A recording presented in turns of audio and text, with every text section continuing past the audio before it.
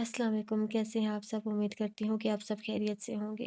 اگر آپ میرے چینل پر نیو ہیں تو کائنڈلی میرا چینل سبسکرائب کر دیں، ویڈیو کو لائک کر دیں، کامنٹ کر دیں، شیئر کر دیں۔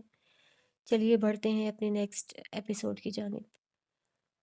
اور میں بیٹھی رہ گئی، شاداب پر بے حد غصہ آ رہا تھا اور خود پر بھی۔ مینا نے کہا تھا جلدی کیجیے گا، اب ضائع کرنے کے لیے وقت نہیں۔ اور ظاہر ہے یہ بات اور کتنی دیر چھپائی جا سکتی تھی کہ یہ چھپانے والی بات ہی نہیں تھی۔ مینا جتنی بھی کوشش کرتی لیکن ان دنوں جسم کی جو ساخت بدل جاتی ہے اس کی وجہ سے لوگ خود سمجھ سکتے تھے، جبکہ شاداب لگتا ہی نہیں تھا کہ میری بات مان جائے گا۔ مجھے اس پر اس قدر غصہ آ رہا تھا کہ جی چاہتا تھا اسے گولی خود جا کر گولی سے اڑا دوں۔ مینا کے بھائی تو نہ جانے کب اسے مارتے ہیں، لیکن میں ابھی مار دینا چاہتی تھی، جو بجائے اس فعل پر شرمندہ ہونے کے فائدہ اٹھانے کے چکر میں تھا۔ اس کے بعد تو میں روز شاداب کو فون کرتی تھی اور وہ انکار کر دیتا، اور جب میرا اصرار حد سے بڑھا تو اس نے فون اٹھانا ہی چھوڑ دیا۔ چند روز جو ہی گزر گئے اور شاید میں کچھ روز اور ضائع کرتی کہ اچانک مجھے اطلاع ملی کہ کینیڈا کے لیے میری 26 اپریل کی ٹکٹ اوکے ہو گئی ہے اور مجھے 26 اپریل کی شام 7 بجے کراچی ایئرپورٹ پر موجود ہونا تھا۔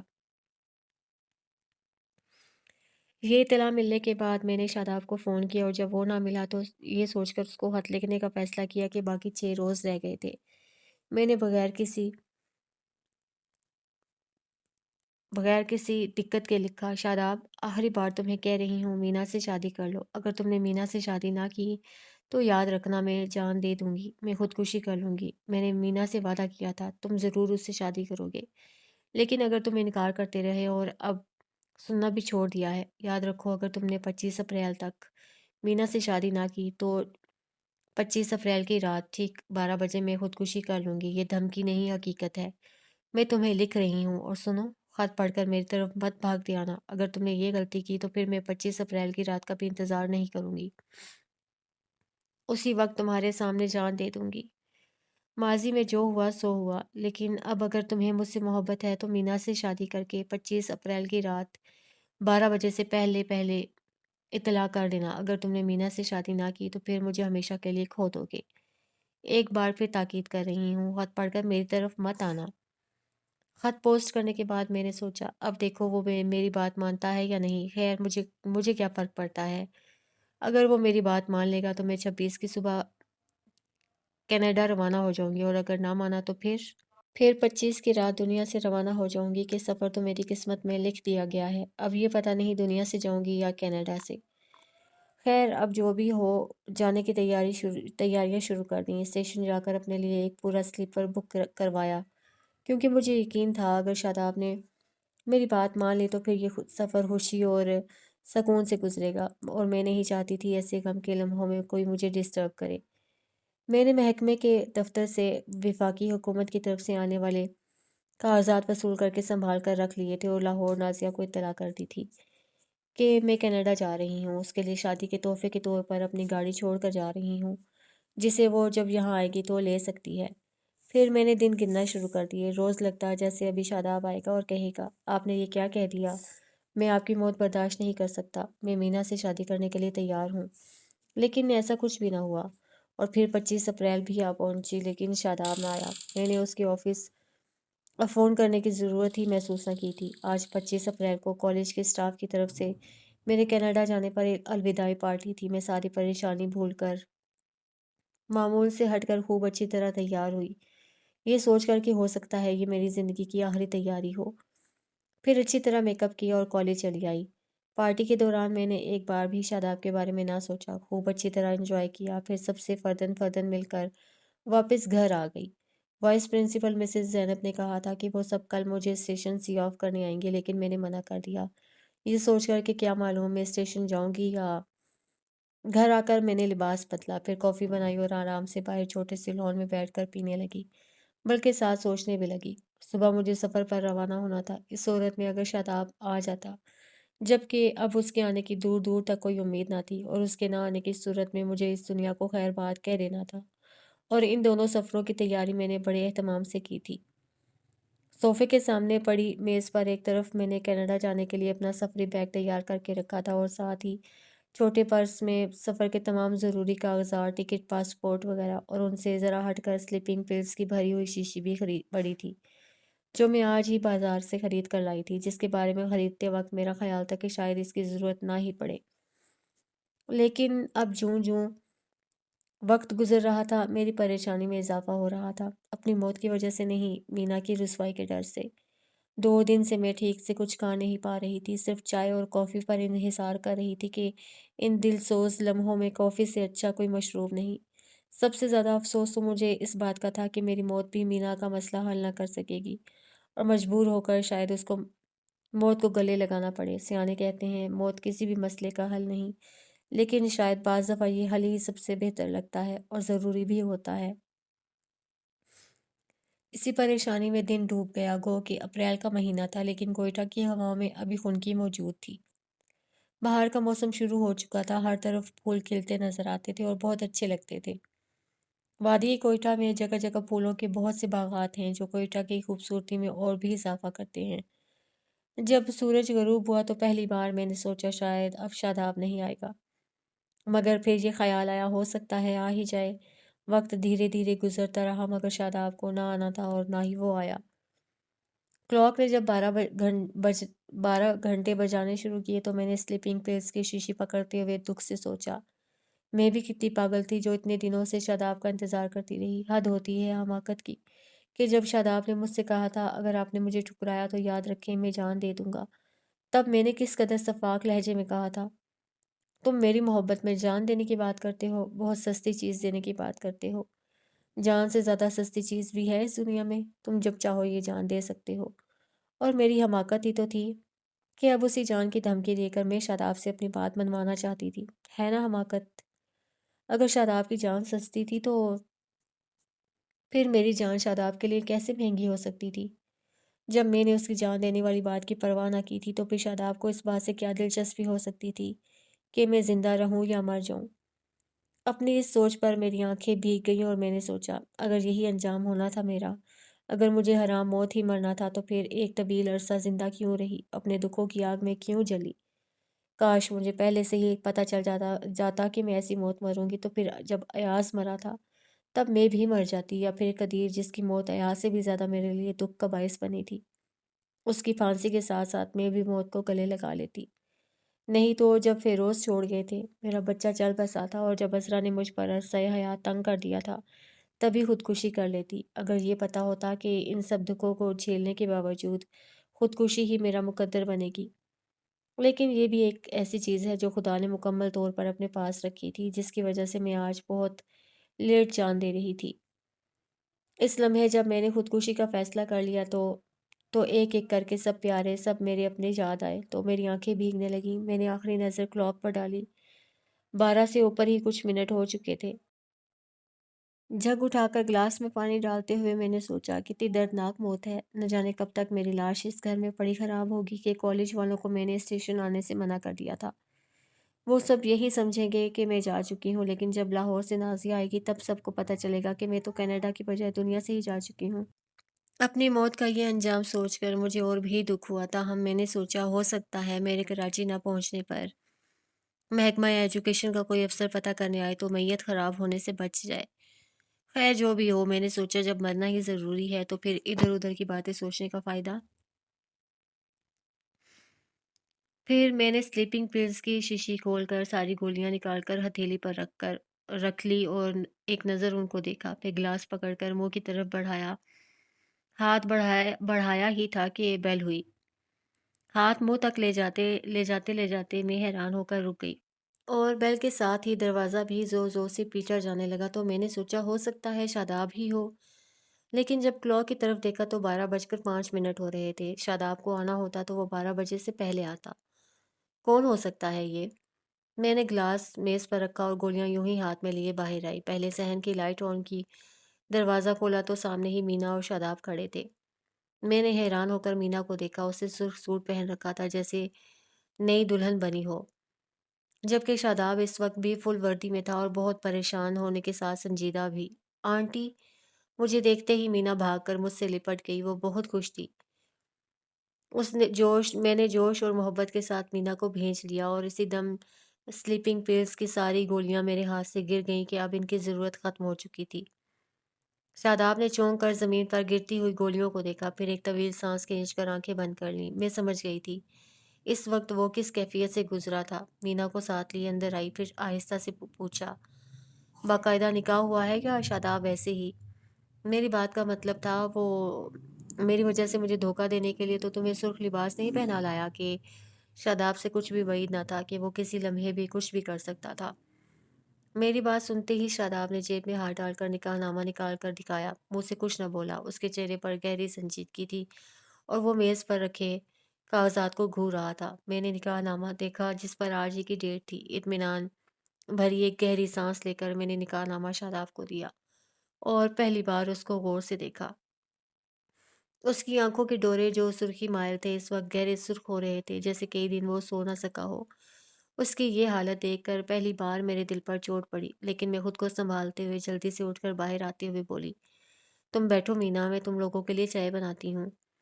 मैं बाहर किचन में आई तो मीना भी मेरे पीछे चली आई। मैंने केतली साफ करनी शुरू की तो मीना ने पूछा, आंटी शादाब से आपने कहा था ना शादी करने को?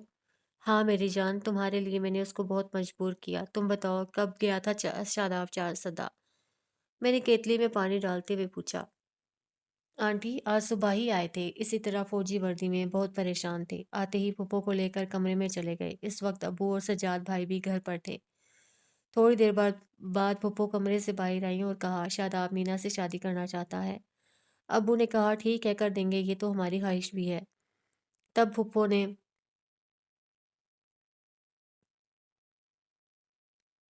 तब पप्पो ने बताया वो आज अभी और इसी वक्त निकाह करना चाहता है। ये कैसे हो सकता है? सज्जाद भाई ने कहा तो पप्पो ने कहा, होने को सब कुछ हो सकता है, लेकिन अब्बू और भाई ना माने। तब पप्पो ने शादाब को समझाने की कोशिश की तो वो बिगड़ गया और कहा, अम्मी अगर आप चाहती हैं मैं मीना से शादी करूं तो ये शादी आज ही होगी, वरना फिर कभी नहीं होगी। तब पप्पो बाहर आई और न जाने कैसे रो रो कर अम्मी को राजी किया और फिर इसी वक्त तैयारियां शुरू हो गईं, जबकि शादाब खुद तो कमरे में बंद हो गए थे।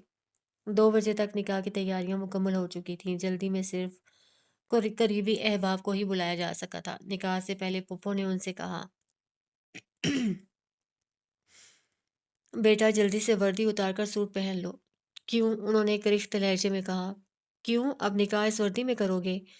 फुप्पो ने गुस्से से कहा, कहाँ लिखा है कि वर्दी पहनकर निकाह नहीं हो सकता? शादाब ने भी गुस्से से जवाब दिया, बेटा एक चीज़ शगुन भी होता है, तुम्हारी खातिर सज्जाद अभी सूट तैयार करवा कर लाया है। तब शादाब ने झुंझुला कर कहा, आपको यहाँ शगुन की पड़ी है और मुझे अपनी जान की। तो फुप्पो ने हैरान होकर पूछा, क्यों शादाब तुम्हें क्या हुआ? तब वो कर्ब से होंठ काट कर बोले, मुझे कुछ नहीं हुआ अम्मी, लेकिन शादाब की जान को कुछ होने वाला है। आप इन फजूलियात में पड़ने के बजाय जल्दी करें। और फुप्पो बाहर आ गई। उनको शादाब पर गुस्सा तो बहुत आया, लेकिन मेरा सोचकर चुप रहीं कि ये शुक्र है वो शादी पर ही रजामंद हो गया। और फिर निकाह होते ही उन्होंने ये कहकर सबको हैरान कर दिया कि वो अभी मुझे साथ लेकर कोयटा जाएंगे। इस बात के लिए दिल से कोई भी तैयार नहीं था कि शादाब ने निकाह से पहले ऐसी कोई बात की ही ना थी। इसलिए घर वालों का ख्याल था, चलो निकाह निकाह अब सादगी से कर देते हैं, मगर रुखसती धूमधाम से होगी। मगर अब शादाब के सामने किसी की एक ना चली और पुप्पो भी जो अंदर की बात समझती थी, वो भी शादाब के साथ थी, इसलिए सबको रजामंद होना पड़ा। फिर सज्जाद और ज़हीर भाई खुद हम दोनों को पेशावर एयरपोर्ट पर छोड़ कर गए। वहाँ से इस्लामाबाद आते ही शादाब का एक दोस्त कोयटा के 2 टिकट लिए खड़ा था। लेकिन मौसम खराब होने की वजह से फ़्लाइट लेट थी। बहुत देर हमें वेटिंग रूम में बैठना पड़ा।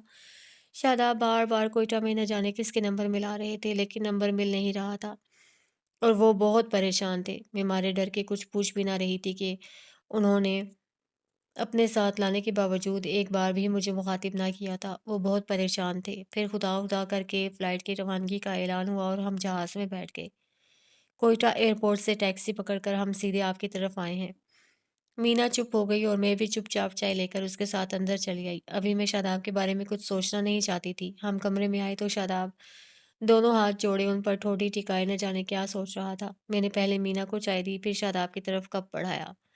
शादाब ने चौंक कर मुझे देखा, कुछ देर देखता रहा, फिर कप पकड़ लिया और नज़रें मेरी बजाय कप पर जमा दी। आंटी आप नहीं लेंगी? मीना ने पूछा। नहीं भई, 2 दिन से ये चाय कॉफ़ी पी पी कर मैं तंग आ चुकी हूँ, अब तुम लोग पियो। क्यों आंटी, आप ज़्यादा क्यों पीती हैं? मीना ने फिर पूछा। میں تمہارے لیے بہت پریشان تھی مینا، بہت زیادہ پریشان تھی۔ میری بات پر شاداب نے نظر اٹھا کر مجھے دیکھا، پھر کسی گہری سوچ میں گم ہو گیا۔ وہ جب سے آیا تھا تب سے چپ تھا۔ آپ بہت اچھی ہیں آنٹی، مینا نے کہا تو شاداب نے سپ لیتے ہوئے اسے دیکھا اور وہ شرما گئی۔ تب میں نے دیکھا شاداب نے کپ میز پر پٹک دیا اور اٹھتے ہوئے بولا، چلو مینا اب چلتے ہیں۔ ارے اب آئے ہو تو بیٹھو، صبح چلے جانا، میں نے کلاک پر ٹائم دیکھتے ہوئے کہا، 1 بج رہا تھا۔ نہیں چلتے ہیں، شاداب نے مینا کو دیکھتے ہوئے کہا تو مجھے اپنی بے وقوفی کا احساس ہوا۔ آج ان کی سہاگ رات تھی۔ وہ تو ایئرپورٹ سے سیدھا اس لیے ادھر آیا تھا کہ میں نے خودکشی کی دھمکی دی تھی۔ پھر وہ دونوں جانے لگے تو میں نے اپنی گاڑی کی چابی دیتے ہوئے کہا، اس وقت سواری کے لیے کہاں پریشان ہوتے پھرو گے، میری گاڑی لے جاؤ۔ اور شاداب نے چپ چاپ کر چابی پکڑ لی۔ مینا نے جاتے ہوئے مجھے سلام کیا، لیکن شاداب بہت چپ سا تھا، ویسے ہی چلا گیا۔ ان کے جانے کے بعد میں اندر کمرے میں آئی اور ایک طویل سانس لیتے ہوئے بیٹھ گئی۔ بہت دیر بیٹھی میں شاداب کے رویے کو یاد کرتی رہی اور میری آنکھیں بھیگتی رہیں۔ مینا کی شادی ہو جانے کے بعد میرے ذہن سے ایک بوجھ ہٹ گیا تھا، اور شاداب کی جو حالت اس وقت تھی وہ مجھے پریشان کر رہی تھی۔ میں بیٹھی اس بارے میں سوچتی رہی کہ اب باقی رات مجھے نیند آنے کا سوال ہی پیدا نہ ہوتا تھا۔ ویسے بھی 2 دن سے چائے کافی پی رہی تھی، اس لیے نیند آنے کا تو سوال ہی پیدا نہ ہوتا تھا۔ بہت دیر میں صوفے پر بیٹھی اپنے سفر کے بارے میں سوچتی رہی۔ مجھے صبح روانہ ہونا تھا، مجھے خوشی تھی کہ میں حرام موت مرنے سے بچ گئی۔ پھر بیڈ پر لیٹنے کے ارادے سے اٹھی ہی تھی کہ بیل ہوئی۔ اب کون ہو سکتا ہے؟ سوچتے ہوئے میں نے ریسیور اتار کر پوچھا، کون ہے؟ پلیز دروازہ کھولیے، شاداب کی آواز آئی۔ میں جلدی سے اٹھی کہ پتہ نہیں کیا بات ہو گئی ہے جو وہ لوگ واپس آئے ہیں۔ باہر آئی تو شاداب اکیلا کھڑا تھا۔ میرے گیٹ کی کھڑکی کھلتے ہی اس نے اندر سے پورا گیٹ کھول دیا، پھر گاڑی لا کر اندر کھڑی کی اور گیٹ بند کر کے مجھ سے بات کیے بغیر میرے کمرے میں چلا گیا۔ ایک ہی لمحے میں ہزاروں خیال میرے ذہن میں آئے۔ میں جلدی سے آئی، شاداب صوفے پر بیٹھ چکا تھا۔ مینا کہاں ہے؟ میں نے پوچھا۔ جواب میں شاداب چپ رہا، وہ کسی گہری سوچ میں تھا۔ مینا کو کہاں چھوڑ کر آئے ہو؟ میں نے تیز لہجے میں پوچھا۔ آفیسرز میس میں ملے ہوئے اپنے کمرے میں، شاداب نے آہستہ سے کہا اور پھر سوچ میں گم ہو گیا۔ اس وقت آنے کا مطلب؟ میں نے کچھ گھور کر کہا۔ شاداب چپ ہی رہا تو میں نے پھر کہا، کیوں آئے ہو اس وقت؟ یہ وقت تمہیں مینا کو دینا چاہیے تھا۔ شاداب نے تڑپ تڑپ کر مجھے دیکھا، اس کی آنکھیں سرخ انگارہ ہو رہی تھی۔ وہ کچھ دیر مجھے دیکھتا رہا، پھر کہا، میری وجہ سے یہ جو 3 4 دن آپ کو ذہنی ٹینشن ہوئی اس کے لیے معافی چاہتا ہوں۔ میں نہیں جانتا تھا مینا کے لیے آپ اس حد تک جا سکتی ہیں۔ دراصل کور کمانڈر کانفرنس کی شرکت کے لیے میں 4 روز کے لیے راولپنڈی گیا ہوا تھا۔ کل رات ہی واپس کوئٹہ آیا تھا اور صبح آفس جاتے ہی آپ کا خط ملا۔ وہ خاموش ہو کر تھوڑی دیر کچھ سوچتا رہا، پھر کہا، اور میرا خیال ہے خط وقت پر ہی مل گیا۔ یہ آپ جس طرح مینا کے لیے پریشان تھی، کاش کبھی میرے لیے بھی پریشان ہوتی تو معاملہ یہاں تک کبھی نہ جاتا۔ کاش اس طرح کی توجہ آپ کبھی مجھے دے پاتی۔ وہ حسرت زدہ لہجے میں کہہ رہا تھا۔ میں چپ بیٹھی سن رہی تھی اور شاداب کہہ رہا تھا، خط ملتے ہی میں آپ کی طرف آیا، حالانکہ آپ نے مجھے آنے سے منع کیا تھا، لیکن میں پھر بھی چلا آیا۔ آنے سے پہلے میں نے فون بھی کیا تھا مگر آپ نے نہ اٹھایا۔ مجبوراً مجھے آنا پڑا۔ میں آپ کو یہ بتانا چاہتا تھا کہ یہ دور کا مسئلہ ہے، ہو سکتا ہے دیر ہو جائے آنے میں، لیکن جب میں یہاں آیا تو آپ نہیں ملی اور میں نے یہ سوچ کر آپ کا انتظار نہیں کیا کہ پتہ نہیں آپ کہیں گئی ہیں، کب واپس ہوں گی۔ فوراً پہلی بار اپنی فوجی زندگی کا فائدہ اٹھانے کا فیصلہ کیا، لیکن اتفاق سے ایک ہیلی کاپٹر پشاور جا رہا تھا۔ میں بھی اسی ہیلی کاپٹر میں چلا گیا اور پھر وہاں سے ایک دوست مجھے 4 سدہ چھوڑ آیا۔ میں بہت جلد آپ کے پاس واپس آنا چاہتا تھا، لیکن اسلام آباد میں موسم خراب ہونے کی وجہ سے فلائٹ لیٹ ہو گئی۔ پھر آپ سے فون پر رابطہ کرنا چاہا، وہ بھی نہ ہو سکا۔ وہ چپ ہو گیا، پھر تھوڑی دیر بعد مجھے دیکھتے ہوئے بولا، یہ گزرتے لمحے مجھ پر جس طرح گزرے ہیں ان کی اذیت میں بیان نہیں کر سکتا۔ ادھر آپ بھی پریشان تھیں، لیکن آپ سے زیادہ میں پریشان تھا، بے چین تھا۔ آپ تو صرف یہ دکھ ساتھ لے کر جاتی کہ شاداب نے آپ کی بات نہیں مانی، اور میں ساری زندگی شاید آپ کی آخری آرام گاہ پر بیٹھ کر روتے ہوئے گزار دیتا کہ میری جان میرے اپنے ہی ہاتھوں ضائع ہو گئی۔ میں نے حیرت سے شاداب کو دیکھا اور وہ بولا، آپ حیران تو ہوں گی کہ جب میں نے آپ کے سامنے جان دینے کی بات کی تھی تو وہ بہت سستی چیز تھی، اور پھر اس سستی چیز کی آپ نے مجھے دھمکی دے ڈالی ہے نا؟ حیرت کی بات، اگر میری جان کی اہمیت آپ کے نزدیک نہیں تھی، آپ کی جان کی اہمیت میرے نزدیک کیا ہو سکتی تھی؟ لیکن نہیں، شاداب کی اپنی जान बहुत नहीं थी, मगर आप तो हाँ, शादाब की जान तो आप थीं और उसी जान की अहमियत और कदर-ओ-कीमत सिर्फ़ शादाब ही जानता है। आपके दिल में मेरे लिए मोहब्बत ना जाग सकी, कोई नरम जज़्बा पैदा ना हो सका, न जाने क्यों? लेकिन मेरी हालत तो आज दीवानों जैसी है। मैं शादाब खान आफरीदी जिसने 16 साल की उम्र में आपसे मोहब्बत की और अपनी ज़िंदगी की आखिरी साँस तक करेगा, वो ये कैसे गवारा कर सकता था कि महज़ उसकी वजह से उसकी अपनी जान चली जाए? उसको दायमी जुदाई देकर सो मैंने अपनी कसम तोड़ दी, मैं सब कुछ भूल गया। शादाब ने कर्ब से आँखें बंद कर लीं और नमनाक लहजे में कहा, इसलिए कि मेरी कसम का ताल्लुक आपकी ज़िंदगी से था। जब आप ना रहतीं तो फिर इस कसम का क्या होता? मैं आपकी जुदाई बर्दाश्त कर सकता हूँ, आपसे दूर रह सकता हूँ, लेकिन आपकी मौत मेरे लिए नाकाबिले बर्दाश्त थी और मैंने मोहब्बत की है। आपने कुछ भी किया हो, लेकिन ये मोहब्बत मेरे दिल से नहीं निकलती। ये दर्द मेरे दिल से जुदा होने को तैयार नहीं। हालाँकि दर्द को ख़त्म करने के लिए मैंने बहुत सी औरतों से दोस्ती की, बहुत चाहा आपको भूल जाऊँ, मगर आपको भूलना मैं अब मेरे इख्तियार में नहीं। मैं जितना आपको भूलने की कोशिश करता हूँ, आप उससे भी ज़्यादा शिद्दत के साथ मुझे याद आती हैं। मैं आपको भूल नहीं सकता और आपसे नफ़रत नहीं कर सकता। आप यकीन करें इस मामले में मैं बहुत मजबूर हूँ, बहुत मजबूर।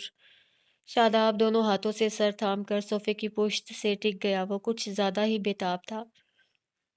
मैं उसको देखती रही, पहली बार मुझे उस पर तरस आया और फिर अचानक ही वो जज़्बा मेरे दिल में जाग उठा, जिसे बहुत पहले जागना चाहिए था। मैंने शादाब की तरफ देखा, वो अभी तक वैसे ही बैठा था।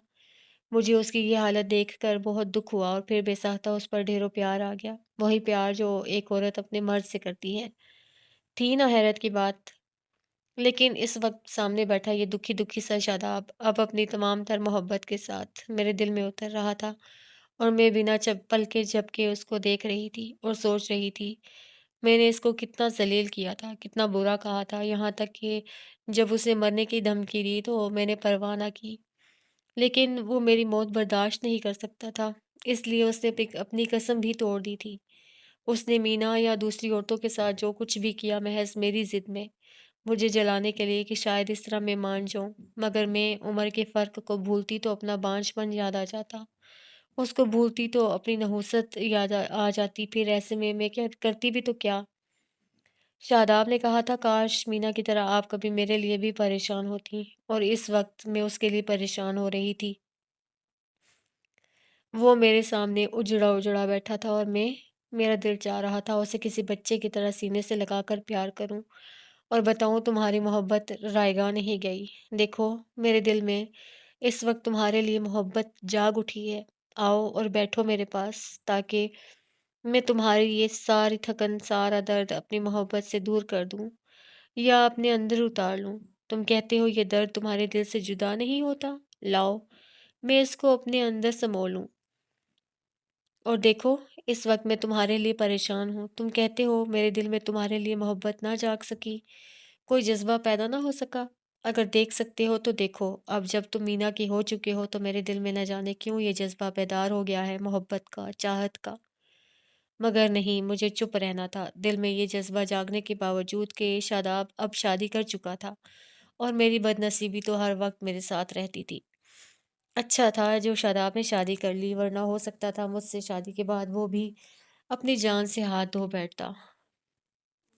ताहम उसके बावजूद मैं उसके चेहरे पर नज़र जमाए सोच रही थी, ये मोहब्बत भी कितनी ज़ालिम और खुदसर है। जब शादाब मेरी मोहब्बत के लिए तड़पता था, तब ये उसकी हज़ार मिन्नत समाजत के बावजूद मेरे दिल में पैदा ना हो सकी और अब जब वो आदी कर चुका था, तब ये बगैर सोचे समझे, बगैर कुछ जाने अपनी खुदसरी दिखाते हुए मेरे दिल का दर खोल कर अंदर दाखिल हो गई थी। शायद इसीलिए मोहब्बत को अंधी कहते हैं। अचानक शादाब ने सर उठाकर आंखें खोलते हुए मुझे देखा और अपनी तरफ देखते पाकर थोड़ा हैरान हुआ। फिर पूछा, आप कहीं जा रही हैं? मैं चुप रही, ये सोचती कि बताऊं या ना। आप कनाडा जा रही हैं? मेरी खामोशी पर शादाब ने कहा। मैंने चौंक कर उसको देखा और शादाब ने कहा, जब आप चाय बनाने गई थी तो मैंने कागजात देखे थे। अच्छा। मैंने तवील सांस ली, फिर कहा, हाँ, सुबह कनाडा के लिए रवाना हो जाऊंगी। क्यों? शादाब ने मुझे देखा। اس لیے کہ حکومت بھیج رہی ہے۔ میں نے مختصر بات کی۔ اب میں خود کو سنبھال چکی تھی اور اس جذباتی کیفیت سے باہر نکل آئی تھی۔ آپ انکار کر سکتی ہیں؟ شاداب نے گویا مشورہ دیا۔ کیوں انکار کروں؟ میں نے پوچھا۔ شاداب نے خاموشی سے مجھے دیکھا، جیسے کہہ رہا ہو میرے لیے، دیکھو شاداب، اب تو جانے کے سارے انتظامات بھی مکمل ہو چکے ہیں۔ میں نے اپنے دھڑکتے دل کو سنبھالنے کی کوشش یہ کرتے ہوئے کہا کہ دل بھی اس کی بات منوانے کی کوشش کرتے ہوئے کہنے لگا تھا، نہ جاؤ، جانے کی ضرورت ہی کیا؟ مگر میں شاداب اور دل کی بات ماننے والی نہیں تھی۔ پلیز آپ نہ جائیں۔ شاداب نے بے چینی سے مجھے دیکھا۔ میرے نہ جانے سے تمہیں کیا فرق پڑے گا؟ میری موت تمہاری برداشت سے باہر ہے، جدائی تو… شاداب نے مجھے بات مکمل کرنے نہیں دی۔ ہاں، جدائی تو شاید عمر بھر کے لیے میرا مقدر ہے، لیکن…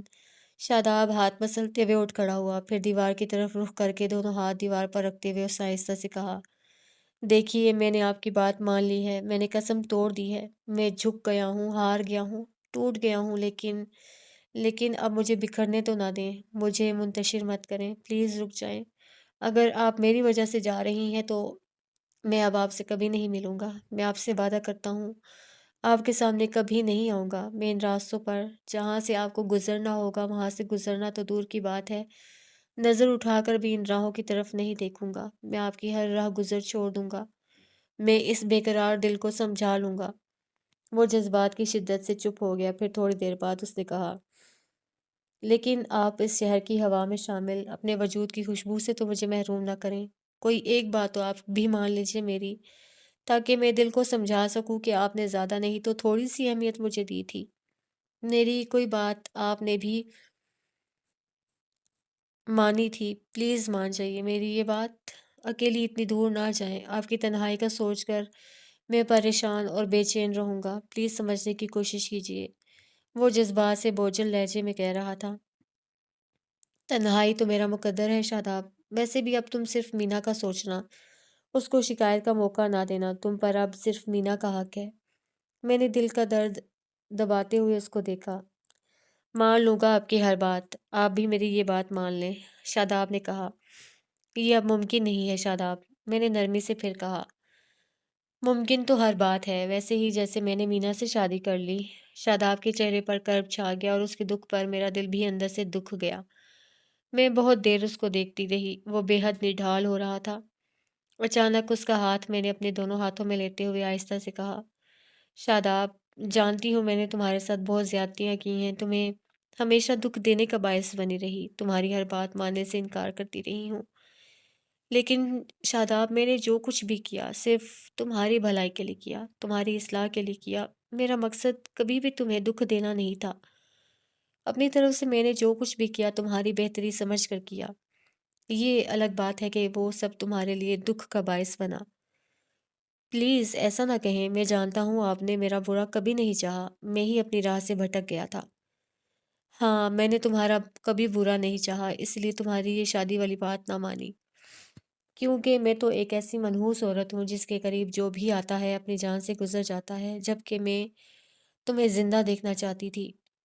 ویسے بھی عمر میں بھی تم سے بڑی تھی، بد نصیب عورت بھی تھی۔ بچے کے بغیر میں بہت ترسی ہوں شاداب، بہت تڑپی ہوں، بے اولاد ہونے کا دکھ میں اچھی طرح جانتی ہوں۔ اپنا بچہ نہ ہو تو دوسرے آپ کا اپنے بچے کی طرف دیکھنا بھی گوارا نہیں کرتے، اسی لیے میں نہیں چاہتی تھی کہ کل تم بھی اسی محرومی کے دکھ کو محسوس کرو، کہ میں تمہاری بھلائی چاہتی تھی۔ تم چھوٹے تھے، جذباتی تھے، لیکن میں تو اپنے دکھوں کو، اپنی محرومیوں کو سمجھتی تھی۔ یہ زندگی جو میں نے گزاری ہے، میں نہیں چاہتی تھی تم بھی یہی زندگی گزارو۔ میں تو تمہیں آباد اور شاد دیکھنا چاہتی تھی، جبکہ میرے ساتھ رہ کر تم آباد نہیں ہو سکتے تھے کبھی بھی۔ ضبط کے باوجود میرے آنسو بہہ نکلے، پتہ نہیں کیوں اس وقت جی چاہ رہا تھا شاداب کا ہاتھ تھام کر کسی ایسی جگہ چلی جاؤں جہاں کسی محرومی، کسی دکھ کا احساس مجھے نہ ہو، یا پھر اس کے کاندھے پر سر رکھ کر اتنا روں کہ باقی کی عمر رونے کی خواہش نہ رہے۔ پلیز، شاداب نے جیب سے رومال نکال کر خود میرے آنسو پونچھے اور مدھم آواز میں کہا، آپ روئیں مت، آپ کا رونا مجھے… پلیز، وہ کرب سے ہونٹ کاٹ کر بھرائی ہوئی آواز میں بولا۔ شاداب، ان آخری لمحوں میں کیا تم مجھے معاف نہیں کرو گے پلیز؟ میری اب تک کی جانے والی زیادتیاں مجھے معاف کر دو، میری مجبوریوں کو سمجھتے ہوئے کہ میں تمہاری مجرم ہوں۔ मैंने दुखी लहजे में कहा, मत करें ऐसी बातें मेरे साथ। वो अपना हाथ छुड़ाकर खड़ा हो गया, फिर कहा, आपने ऐसा कुछ नहीं किया जिसके लिए माफ़ी तलब करें। हाँ, हो सके तो मुझे माफ़ कर दीजिएगा। बहुत परेशान करता रहा हूँ आपको, बहुत बुरा था ना मैं। ऐसी कोई बात नहीं शादाब, तुम बहुत अच्छे थे और हो, मेरा ज़िंदा रहना इस बात का सबूत है। मैंने खुद को सँभालते हुए कहा, बस तुम माफ़ी जैसी कोई बात ना करें। शादाब ने कहा, अच्छा नहीं करती। मैं ज़ब्त करते हुए मुस्कुराई, तब मेरी नज़र क्लॉक पर पड़ी 5 बज रहे थे, जबकि 6:30 बजे गाड़ी को चलना था। मैंने शादाब को देखा, फिर वो फिर सोफ़े पर बैठ चुका था और बगौर मुझे देख रहा था। जाने का टाइम हो गया है, मैंने शादाब से कहा, फिर जल्दी से नाज़िया के कमरे में जाकर लिबास बदला और जब बाहर आई तो शादाब बरामदे में खड़ा था। तो आप रुकेंगी नहीं? उसने मुझे देखते ही पूछा। समझने की कोशिश करो शादाब, अब ये मुमकिन नहीं, मैंने अपने कमरे में दाखिल होते हुए कहा। अच्छा, वापस कब आएँगी ये तो बता दीजिए, वो मेरे पीछे कमरे में दाखिल होते हुए बोला। शायद कभी नहीं, मैंने दिल में सोचा और शादाब से कहा, देखो कब वापसी होती है कुछ पता नहीं। अच्छा, अपना एड्रेस तो भेज देंगी ना? शादाब पूछ रहा था। नहीं, मैंने साफ-साफ कह दिया। क्यों? शादाब कुछ ज़्यादा बेचैन हो रहा था। इसीलिए कि अब तुम एक शादीशुदा आदमी हो, मुझे ना भी भूल सके तो इस दर्द को सिर्फ़ अपने दिल में रखना और मीना को पूरी तवज्जो देना। अब तुम पर सिर्फ़ मीना का हक है। अपने घर, बीवी और बच्चे पर तवज्जो दोगे तो मेरा ख़्याल खुद ही कम आएगा। मतलब आप एड्रेस नहीं देंगी? नहीं, क्योंकि अब ये बात मुनासिब ही नहीं मालूम होती। पहले की बात और थी, तुम अकेले थे। लेकिन अब तुम्हारी बीवी होगी, बच्चा होगा, तुम पर सबसे ज़्यादा हक उनका होगा और फिर तुम मेरी फ़िक्र क्यों करते हो? वहाँ मेरे परवेज़ भाई भी तो हैं। भाई जिसने 14 साल से पलट कर आपकी खबर नहीं ली। शादाब ने गुस्से से कहा, फिर भी तो वो भाई ही हैं। मैंने ज़बरदस्ती मुस्कुराने की कोशिश की। यानी आप किसी सूरत भी अपना एड्रेस नहीं देंगी? उसने संजीदगी से कहा। अच्छी बात है। अगर आपका आखिरी फैसला है तो मैं आपको ये बता देना ज़रूरी समझता हूँ कि मीना की कामयाब अज़दवाजी ज़िंदगी का दारोमदार आपके रवैये पर होगा। शादाब ने खुश्क लहजे में कहा। क्या मतलब? मैंने हैरान होकर उसको देखा। मतलब जब मेरा अपना दिल बेकरार हुआ, जब मैं खुद बेसुकून रहूँगा तो दूसरे को करार और सुकून कैसे दे सकूँगा? अब फैसला करना आपका काम है। आप मीना को खुश देखना चाहती हैं या वो बेरुखी से मुझे देखने लगा। 1 मिनट में वो बदल गया था। शादाब, ये गलत है। वो गलत हो या सही, मैंने जो कहा है वो सच है। अब फैसला करना आपका काम है। उसका लहज़ा सपाट था। मजबूरन मुझे हाँ करना पड़ी, सिर्फ़ मीना की खुशियों की वजह से। ओके, मैं तुम्हें अपना एड्रेस भेज दूँगी, लेकिन इस शर्त के साथ कि तुम कभी मेरे ताक़ुब में नहीं आओगे। शादाब चुप रहा तो मैंने फिर कहा, बोलो कि नहीं आओगे। नहीं आऊँगा, शादाब ने भर्राई हुई आवाज़ में कहा। और पहले की तरह साल में सिर्फ़ एक बार ही खत लिखोगे। मैंने वादा लेने वाले अल्फ़ाज़ में कहा। ठीक है, ये भी मान लेता हूँ। फिर सही है, मैं तुम्हें एड्रेस भेज दूँगी। शुक्रिया, शादाब ने आहिस्ता से कहा। अच्छा, अब चलो मुझे स्टेशन छोड़ दो, मेरा जाने का टाइम हो गया है। मैंने कलाई वाली घड़ी पर नज़र डाली। चलिए, शादाब ने बैग उठा लिया, मैंने ताला लगाया और हम बाहर निकल आए। सारा रास्ता शादाब खामोश रहा। मैंने उसको गाड़ी वापस घर खड़ी करके चाबी सुबह कॉलेज में मिसेज़ ज़ैनब को दे आने का कहा, फिर स्टेशन आ गया। शादाब बहुत संजीदा बैग उठाए मेरे साथ स्लीपर में आया और फिर बैग एक तरफ रख कर खिड़की के करीब खड़े होकर मुझे देखने लगा। जबकि मैं दानिस्ता तौर पर उसको देखने से एतराज़ कर रही थी कि जो हालत उसकी थी वही अंदर से मेरी भी थी। मगर मैं बज़ाहिर आराम से स्लीपर में लगे बेड पर टाँगें लटका कर बैठ गई। शादाब कुछ देर बगौर पलके झपके बगैर मुझे देखता रहा, फिर तेज़ी से मेरे करीब आया और मेरे पास बिस्तर पर बैठने की बजाय वो स्लीपर के फर्श पर मेरे सामने बैठकर मुझे देखने लगा। फिर मेरे जिस पाँव को उसने बेदर्दी से बूट तले कुचला था, उस पर प्यार से हाथ रखते हुए बोला, आप क्या समझती हैं, आपको दुःख देकर मैं बहुत खुश होता था? कभी नहीं, आपसे ज़्यादा दुःख तो मैं खुद महसूस करता था। लेकिन जब ये ख़्याल आता कि आपने किस कदर बेदर्दी और बेरहमी से मुझे ठुकराया है, तब मैं सब भूल जाता था। लेकिन बाद में मेरी ये हरकतें मुझे जो अज़ियत देती थी, वो मैं ही जानता हूँ। उसने दोनों हाथ पाँव पर रखते हुए पाँव दबाया तो मैं घबराकर खड़ी हो गई। शादाब ने सर उठाकर मुझे देखा, फिर खुद भी खड़ा हो गया। चंद साँतें मुझे देखता रहा, फिर जिस हाथ पर गरम-गरम कॉफ़ी गिराई थी, उसे पकड़कर लबों से लगा लिया। ضبط کرنا میرے لیے بہت مشکل ہو رہا تھا، میں رونا چاہتی تھی لیکن وہ مشکل ضبط کیے کھڑی تھی۔ اچانک شاداب نے مجھے کھینچ کر سینے سے لگاتے ہوئے پوری شدت سے بھینچ لیا۔ میں تب بھی چپ رہی کہ میں جانتی تھی یہ ہماری آخری ملاقات ہے، اور اس آخری ملاقات کے آخری لمحوں میں اس کو روک ٹوک نہیں کرنا چاہتی تھی۔ شاداب نے جھک کر میرے چہرے کی طرف دیکھا، شاید میرا رد عمل جاننے کے لیے، لیکن میں اس وقت کوئی رد عمل دینا نہیں چاہتی تھی، نہ سخت نہ نرم۔ حالانکہ میرا دل نرم ہو رہا تھا، میرا جی چاہا اس کو بتا دوں میں تنہا نہیں جا رہی، تمہاری محبت بھی اب اس سفر میں میرے ساتھ شامل ہے، لیکن میں چپ رہی اور شاداب شاید حیران، وہ اس چہرہ جھکائے بغور مجھے دیکھ رہا تھا۔ اس کی آنکھوں میں ہلکی سی نمی تھی اور خود میری آنکھیں بھی گیلی ہو رہی تھیں، یہ سوچ کر کہ ابھی جب گاڑی چلے گی تو اس کہانی کا اختتام ہو جائے گا، ہمیشہ کے لیے جدا ہو جاؤں گی۔ مان گاڑی نے رینگنا شروع کیا تو شاداب نے میرے جس گال پر بھرپور ہاتھ رسید کیا تھا اس پر پیار سے ہاتھ رکھا، پھر وہ دونوں ہاتھوں میں میرا چہرہ بھر کر دیکھنے لگا جبکہ گاڑی سپیڈ پکڑ رہی تھی۔ اچانک شاداب میرے چہرے پر جھکا اور میری بھیگی آنکھوں پر اپنی محبت ثبت کرتے ہوئے گھوما اور دروازے سے باہر پلیٹ فارم پر چھلانگ لگا دی۔ میں تڑپ کر اس کے پیچھے آئی کہ گاڑی بہت اسپیڈ پکڑ چکی تھی۔ دروازہ پکڑ کر باہر دیکھا تو شاداب پلیٹ فارم پر کھڑا جاتی ہوئی گاڑی کو دیکھ کر ہاتھ ہلا رہا تھا۔ میں جواباً ہاتھ بھی نہ ہلا سکی، چپ چاپ گم سم سی آ کر بستر پر بیٹھ گئی اور سوچا، میں سفر میں ہوں، میرے ساتھ جدائی ہے تیری، ہم سفر غم ہیں تو پھر کس کو جدا کس سے کریں؟ اور میں بے ساختہ پھوٹ پھوٹ کر رونے لگی۔ مجھے اچھی طرح معلوم تھا کہ اب میں شاداب سے کبھی نہیں مل سکوں گی، کیونکہ میں نے فیصلہ کیا تھا کہ جب تک ہم دونوں میں سے کوئی ایک ختم نہیں ہو جاتا تب تک۔ ارے مرے شاداب کے دشمن! ہاں، میں نے صرف یہ سوچا تھا اب جب تک میں مر نہیں جاتی تب تک میری واپسی نہیں ہوگی۔ میں اس دھرتی سے چل کر جا رہی ہوں، لیکن جب آؤں گی تو کاندھوں پر سوار ہو کر کے، اب یہی میرے اور شاداب کے حق میں بہتر تھا۔ میں سوچتی رہی، گاڑی بھاگتی رہی اور آنسو چھم چھم میری آنکھوں سے گرتے رہے، کیونکہ میں جانتی تھی اب ایک ایسی شام ہجراں شروع ہو گئی ہے جس کی کبھی سحر نہیں ہوگی۔ ہاں، اس شام ہجراں کی کبھی سحر نہ ہوگی کہ یہ محبت مجھے شاداب سے ہوئی بھی تو کس وقت، جب ہم ہمیشہ کے لیے جدا ہو رہے تھے، اور محبت کا مقدر تو ہمیشہ جدائی ہی ہوتا ہے، اور میں اس جدائی کے بارے میں سوچ ہی رہی تھی جبکہ گاڑی تیزی سے کراچی کی طرف بھاگ رہی تھی۔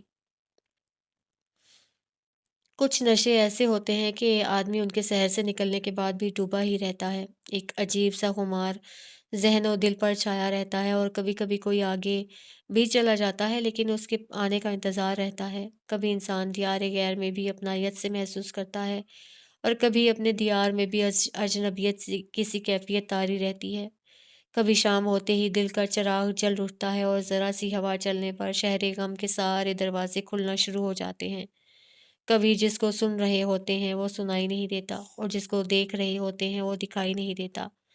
کبھی سب خاموش ہو جاتے ہیں اور دل دہائی دیتا ہے، اور کبھی دل پر سکتا اور ہونٹ سر بمہر ہو جاتے ہیں۔ کبھی گرمی دل کو چھپانے کی کوششیں اڑی رنگت کے چینٹوں سے ہویدا کر رہی ہوتی ہے۔ کبھی ایک مسافت ختم ہوتی ہے تو دوسرے دشت کی ویرانی سے گزرنا پڑتا ہے۔ کبھی جو آنکھ کے سامنے بھی ہو اسے آنکھ کا دھوکا سمجھنا پڑتا ہے، اور ان ساروں کو صدا خواب کی صورت میں دیکھنا پڑتا ہے۔ یہی حال آج کل میرا تھا۔ جب شاداب میرے سامنے ہوتا تو خود کو میرا کہتا تھا، تب وہ مجھے دکھائی نہیں دیتا تھا، وہ تڑپتا تھا، سلگتا تھا، مگر مجھے کچھ بھی سنائی نہیں دیتا تھا۔ لیکن اب جب کہ میں اس کو ہمیشہ کے لیے چھوڑ آئی تھی تو میرے ہاتھ کی پشت پر، میری آنکھوں پر اس کا آخری پیار مجھے بے قرار رکھتا تھا۔ میری آنکھیں اس کو پھر سے دیکھنا چاہتی تھیں۔ میں اکثر آئینے کے سامنے کھڑی ہو کر اپنی آنکھیں دیکھا کرتی تھی، اور اس آخری ملاقات کے آخری لمحے مجھے بھولتے ہی نہ تھے۔ جب شاداب دونوں ہاتھوں میں میرا چہرہ بھر کر دیکھتا رہا تھا جیسے ہمیشہ کے لیے آنکھوں میں جذب کرنا چاہتا ہو۔ شاداب جب مجھے اسٹیشن چھوڑنے آیا تھا تب میں نے راستے میں کہا تھا، شاداب مجھ سے وعدہ کرو اب تم عورتوں سے دوستی نہیں کرو گے۔ گاڑی ڈرائیو کرتے ہوئے شاداب نے ایک نظر مجھے دیکھا اور آہستہ سے کہا، آج کے بعد کوئی عورت میری زندگی میں نہیں آئے گی۔ اب شاداب پھر سے پہلے والا شاداب بن جائے گا، وہ کبھی کسی پر ایک نظر بھی غلط نہیں ڈالے گا، یہ میرا آپ سے وعدہ ہے۔ اور اس کی یہی باتیں اب مجھے بےتاب رکھتی تھیں۔ اگرچہ مجھے کینیڈا آئے ہوئے پورے 15 روز ہو چکے تھے لیکن طبیعت کچھ بے چین سی تھی۔ मैंने यूनिवर्सिटी जाना शुरू कर दिया था, लेकिन अभी बाकायदगी से क्लासें लेना शुरू ना की थी। मेरी रिहाइश एक शॉपिंग सेंटर के ऊपर बने हुए एक फ्लैट में थी। यहाँ आने के फ़ौरन बाद मैंने परवेज़ भाई की तलाश का काम शुरू कर दिया था और अब मुझे पता चला था कि परवेज़ भाई को कनाडा छोड़कर गए 5 साल हो चुके हैं। मुझे ये सुनकर बहुत हैरत हुई थी। वतन वापसी की तो अज़रा उनको इजाज़त ही नहीं दे सकती थी, कहीं अमेरिका वग़ैरह ना चले गए हों।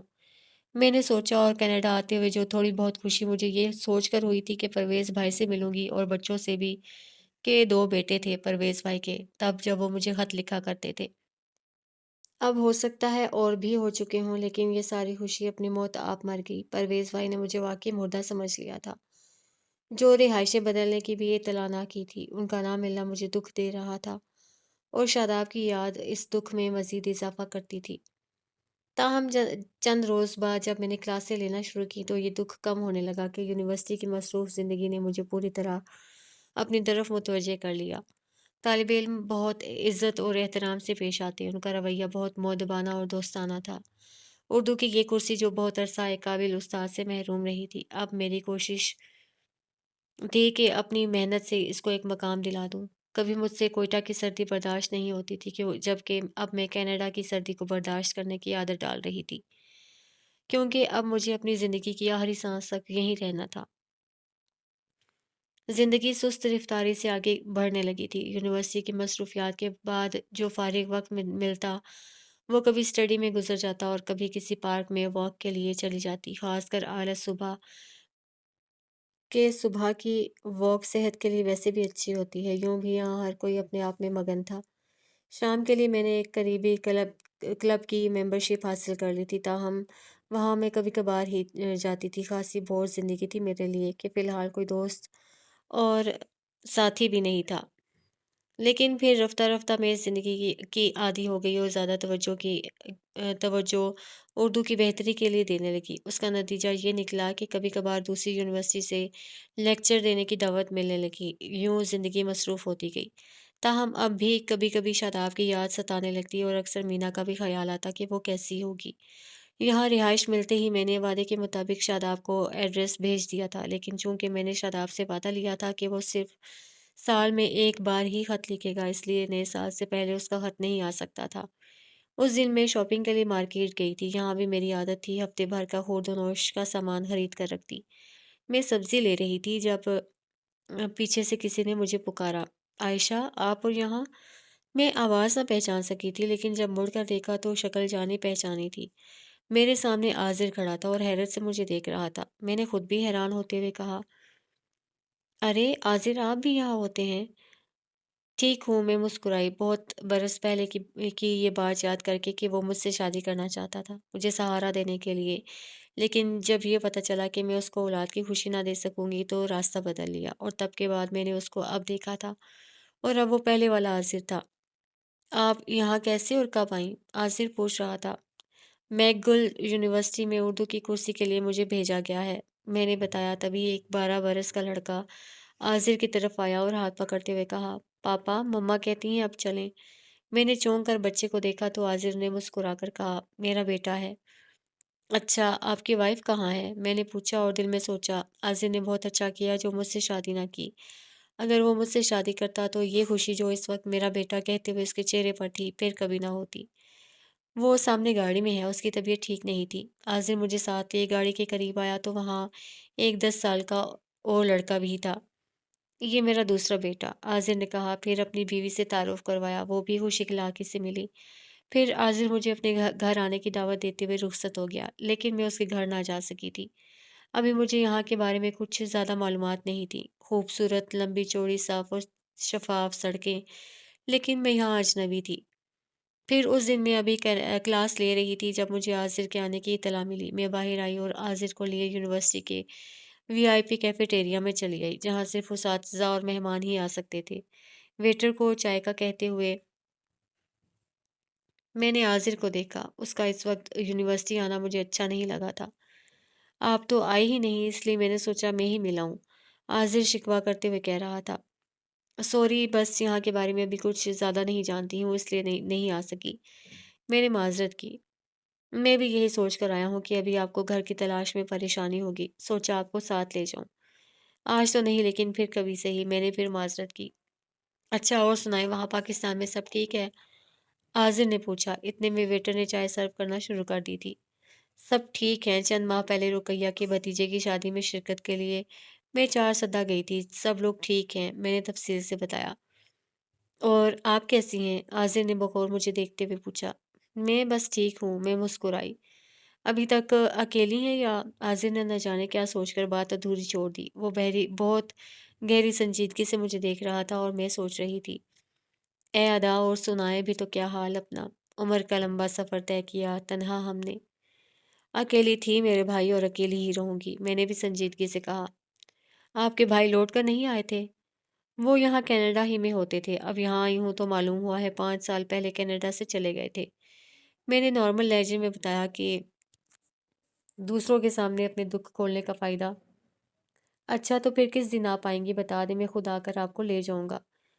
चाय पीने के बाद आज़िर ने उठते हुए पूछा, तुम्हारा नंबर है मेरे पास, जब वक़्त मिला तो फ़ोन करके कह दूँगी। मैंने कहा और वापस क्लास में चली आई। फिर कभी-कभार जब मूड होता तो मैं आज़िर को फ़ोन कर देती और वो मुझे आकर अपने घर ले जाता। वक़्त ऐसे ही गुज़र रहा था। नया साल शुरू होने में अभी पूरा महीना था, यानी अभी दिसंबर की यकम थी जब अचानक मुझे शादाब की तरफ से ख़त मिला। ख़त देखकर मैं बहुत हैरान हुई कि शादाब का ख़त हमेशा नया साल शुरू होने से 1-2 दिन पहले ही मिलता था। लेकिन अभी तो आज यकम दिसंबर थी। जल्दी से खोल कर देखा। शादाब ने ख़त की पेशानी पर शेर लिखकर आगाज़ किया था। उसने लिखा था, कहाँ फ़लक कहाँ ज़मीं मिलेंगी मिलेंगे हम यकीन नहीं। ये प्यार की है इंतहा कि फिर भी तेरी आस है। नीचे उसने अपने मखसूस अंदाज में लिखा था, डियर आयशा जी सलाम खुलूस, यकीन है कि आप अच्छी होंगी। आप मेरा ख़त देखकर हैरान तो होंगी और हो सकता है नाराज़ भी हों, लेकिन खुशी इतनी बड़ी थी कि मैं आपसे शेयर करना चाहता था और उम्मीद है इस खुशी की वजह से आप मेरी इस वादा खिलाफ़ी को नज़रअंदाज कर देंगी। अब सुनिए वो खुशखबरी, खुदा ने आपको बेटा दिया है, बेटा मुबारक हो। क्या मैं उम्मीद रखूँ कि आप बेटे को देखने आएँगी? वैसे मैंने खुद भी अभी इसको नहीं देखा। आज ही अम्मी के 2 खत एक साथ मिले थे। उनको पढ़ने के बाद सबसे पहले आपको खत लिख रहा हूँ। खत पोस्ट करके मैं चारसदा के लिए रवाना हो जाऊँगा। बाकी ये ज़रूर बताएँ परवेज़ भाई मिले आपको? वैसे मुझे तो उम्मीद नहीं उनके मिलने की। खत के आखिर में उसने फिर शेर लिखा था, रंजिश ही सही दिल ही दुखाने के लिए आ फिर से मुझे छोड़ जाने के लिए आ। खत पढ़कर जहाँ मुझे खुशी हुई वहाँ मैंने नम आँखों से ये भी सोचा, शादाब अगर तुम मुझसे शादी करते तो फिर ये इतनी बड़ी खुशी तुम्हारा मुकद्दर कैसे बनती। देर तक मैं खत हाथ में लिए उस पर नज़र डालती रही, यहाँ तक कि वो मुझे अजबर हो गया। लेकिन मुझे हैरत थी, शादाब ने बजाय ये लिखने के कि खुदा ने मुझे बेटा दिया है, लिखा था खुदा ने आपको बेटा दिया है। ये तो खैर ऐसी कोई बात नहीं थी, गलती से मेरे बजाय आप लिखा गया होगा। मीना के बारे में उसने कुछ नहीं लिखा था। वो कैसी है, अच्छी ही होगी, जो शादाब ने उसके बारे में नहीं लिखा। खत पढ़कर मैं बहुत देर तक सोचती रही कि क्या मुझे उस खत का जवाब देना चाहिए। शादाब ने लिखा था, एक उम्मीद करूँ कि आप बेटा बेटा देखने आएँगी। मेरा जाना तो नामुमकिन था, लेकिन हाँ, खत का जवाब देने के बारे में सोचा जा सकता था। चंद रोज़ इसी कश्मकश में गुज़र गए कि खत लिखूँ या ना लिखूँ, लेकिन फिर मैंने ये सोचकर खत लिखने का फ़ैसला किया कि उसने इतनी चाहत से मुझे अपने बेटे का लिखा है, मैं जा तो ख़ैर किसी तरह भी नहीं सकती थी, लेकिन मुबारकबाद का खत तो लिख सकती हूँ। और जब खत लिखने बैठी तो बहुत देर तक सोचती रही, मुख़ातिब कैसे करूँ? वो हमेशा मुझे डियर आयशा जी लिखता था, क्या मैं उसको डियर शादाब? नहीं, मैंने सिर्फ़ शादाब लिखने का फ़ैसला किया और लिखा, शादाब दुआएँ। उम्मीद करती हूँ सब खैरियत से होंगे। तुम्हारा हर साल करदा खत मिला वाक़ई खुशी इतनी बड़ी और इतनी अहम थी कि मैं बिल्कुल नाराज़ नहीं हुई। खुदा ने तुम्हें बेटे की नेमत से नवाज़ा है, मुबारक हो। ये नेमत खुदावंदी है। अगर मैं तुम्हारी ज़िंदगी में शामिल होती तो फिर ये तोहफ़ा कभी तुम्हारा मुकद्दर ना बनता। मेरी तरफ से मीना और अपनी अम्मी को मुबारकबाद कहना। और बच्चे का नाम क्या रखा है? मीना की सेहत कैसी है? इसके बारे में तुमने कुछ नहीं लिखा। मीना का ख़ास ख़्याल रखना। बाकी मैं खैरियत से हूँ, मेरी फ़िक्र ना करना और हाँ, मेरी तरफ से मुन्ने को बहुत ज़्यादा प्यार करना। खुदा उसकी ज़िंदगी दराज़ करे और वो तुम्हारा फ़र्माबरदार साबित हो। बाकी तुमने परवेज़ भाई का पूछा है, यहाँ आने पर पता चला कि वो लोग 5 साल पहले कनाडा छोड़कर चले गए थे। कहाँ? ये भी मालूम नहीं हो सका और ना ही शायद कभी हो। वस्सलाम, नेक तमन्नाओं के साथ आयशा। खत पोस्ट करने के बाद मैं फिर अपनी रोज़मर्रा ज़िंदगी में मसरूफ़ हो गई, लेकिन कभी-कभी शादाब शिद्दत से याद आता। ये दर्द मोहब्बत भी क्या चीज़ है? शादाब ने कितनी बेबसी से कहा था, ये दर्द होता नहीं मेरे दिल से जुदा। बताएँ मैं क्या करूँ? और यहाँ आकर मुझे लगा था इस दर्द ने मेरे दिल से भी दोस्ती कर ली थी। है ना हैरत की बात? इस उम्र में जब मैं 45 की हो रही थी, मुझे शादाब की याद सताने लगी थी। मुझे खुद पर गुस्सा भी आता, लेकिन उस दिन जब मैं सूरह यूसुफ का तर्जुमा देख रही थी तो हज़रत यूसुफ अलैहिस्सलाम और हज़रत ज़ुलेखा का किस्सा पढ़ते हुए मेरा दिल जो बेताब और बेकरार होने के साथ-साथ अपनी इस हरकत और सोच पर परेशान भी रहता था, मुतमईन हो गया कि मोहब्बत के लिए उम्र की कैद नहीं होती। वैसे भी मोहब्बत एक पाकीज़ा जज़्बा है। अयाज़ मेरा मंगेतर था, इसलिए नो उम्री में ही मुझे उससे मोहब्बत हो गई थी। फिर जब फ़िरोज़ से शादी हुई और शादी के बाद उन्होंने बताया कि वो मुझसे मोहब्बत करते थे, तो मैं भी उनसे मोहब्बत करने लगी थी। लेकिन उनकी मौत के साथ ही जैसे सब कुछ ख़त्म हो गया था और अब शादाब था। जब वो मुझसे मोहब्बत करता था, मुझे पाना चाहता था, तब मेरे दिल में उसकी हज़ार मिन्नतों के बावजूद कोई जज़्बा नहीं जागा था। लेकिन जब वो शादी करके गम से निढाल मेरे महज़ मेरी ज़िंदगी के लिए अपनी कसम तोड़कर मेरे सामने आया, तो पहली बार मेरे दिल ने उसके दर्द को महसूस किया। लेकिन अब कुछ भी मेरे हाथ में नहीं था और शायद ये बेहतर भी था। लेकिन अब शादाब के बेटे का पढ़कर पहली बार मुझे चच्ची की बेरहमी याद आई थी। मुझे औलाद की नेमत से हमेशा के लिए महरूम करने वाली चच्ची ही थी। तब मैंने ख़याल ना किया था, लेकिन आज मैं सोच रही थी कि अगर मैं शादाब को औलाद की खुशी दे सकती तो उम्र का फ़र्क शायद खुद भी भूल जाती। रुकैया की भाभी मोटी भद्दी होने के बावजूद अब अपने शोहर की प्यारी थी। मैं तो फिर उससे हज़ार दर्जे खूबसूरत और स्मार्ट थी। अपनी उम्र से हमेशा छोटी ही लगा करती थी। और बड़ी बात ये थी कि शादाब मुझे चाहता था, मैं उसकी मोहब्बत थी। मैं न जाने कब तक इन्हीं सोचों में गुम बैठी रहती कि मेरी एक स्टूडेंट मारिया चली आई और वो बहुत शौक और लगन से उर्दू सीख रही थी और मेरे साथ साथ वाले फ्लैट में रहती थी। दिसंबर की 20 को मैं 6 हफ्ते के लिए मुतालियाती दौरे पर अमेरिका चली गई, जहाँ अमेरिका की मुख्तलिफ यूनिवर्सिटीज़ में लेक्चर देने थे और इन 6 हफ्तों में मैं उस इस कदर मसरूफ़ रही कि सोचने के लिए ज़रा सी भी तन्हाई ना मिली। मसरूफ़ ज़िंदगी में वहाँ वक़्त की बहुत कदर थी। जहाँ आज भी उसातिज़ा का एहतराम किया जाता है, वहाँ के तालिब इल्म की सोच में आज भी मेहनत और दयानत शामिल है। मैंने जिस यूनिवर्सिटी में लेक्चर दिया, तलबा ने बड़े इन्हिमाक से सुना। अहम बात ये थी कि मैं तो लेक्चर की तैयारी में जो मेहनत करती थी, सो करती थी।